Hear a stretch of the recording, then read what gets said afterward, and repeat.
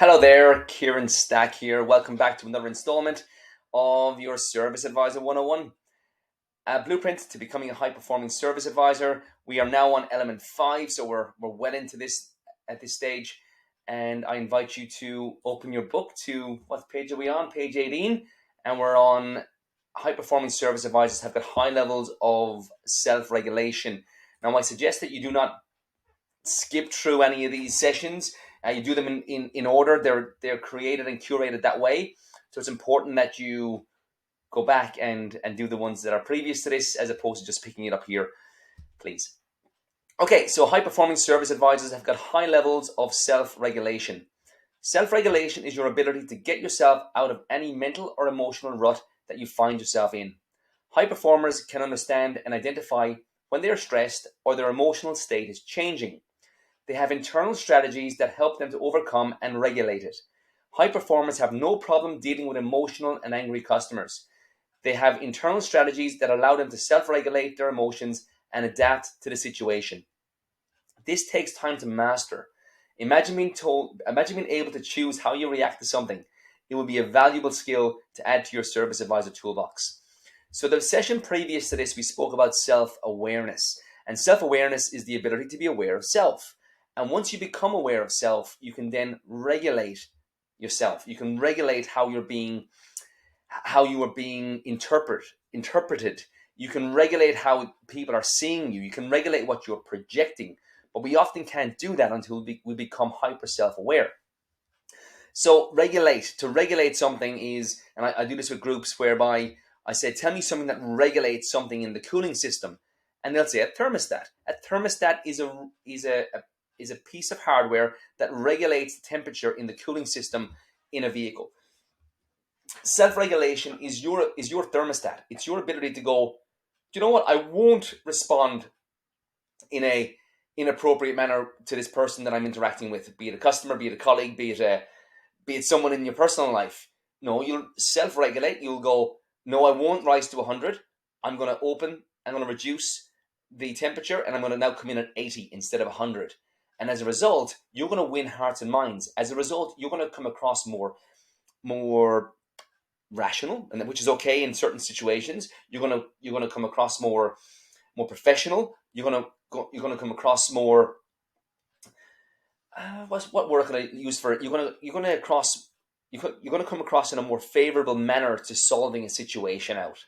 You're not going to come across immature. You're not going to come across angry. You're going to be able to self-regulate and come across in a manner that can now take the situation forward.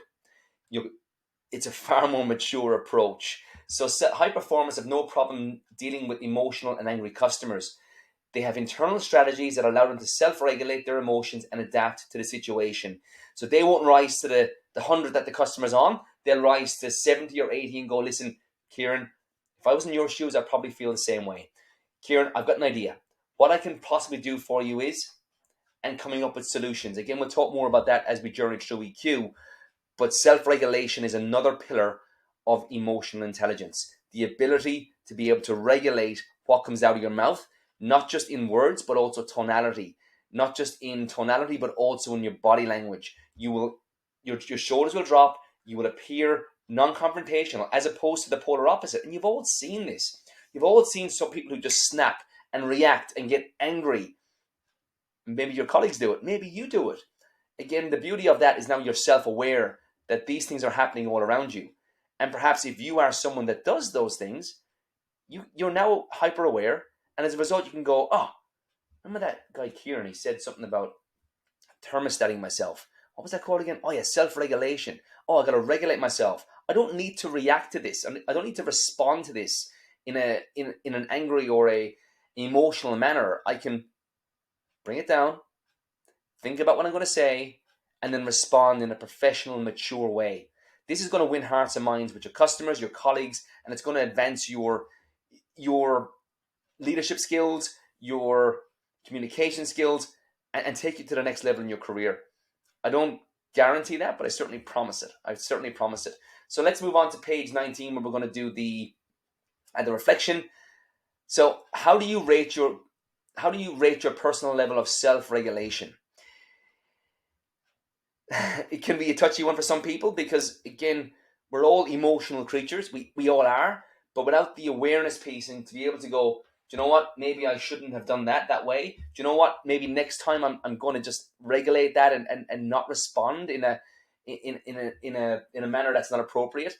That's for you to choose. You can choose your response, but you can't do it until you become self-aware. You can't then do it. You can't become. You cannot do it then until you self-regulate. And the fruit of it is connections, maturity, professionalism, and resolutions, quicker resolutions with customers in their situations. And in many ways, when you self-regulate and you bring it down a notch, a customer may even self-regulate as well and go, actually, do you know what? I am being inappropriate, and you bring the situation down to the level it should be at.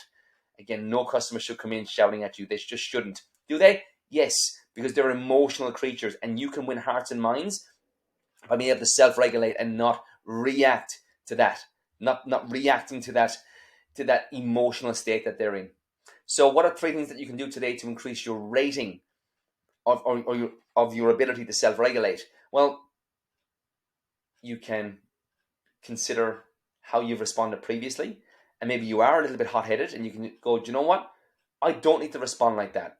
Or if this is not just about customers, it's also about your colleagues in the workshop, your colleagues in sales.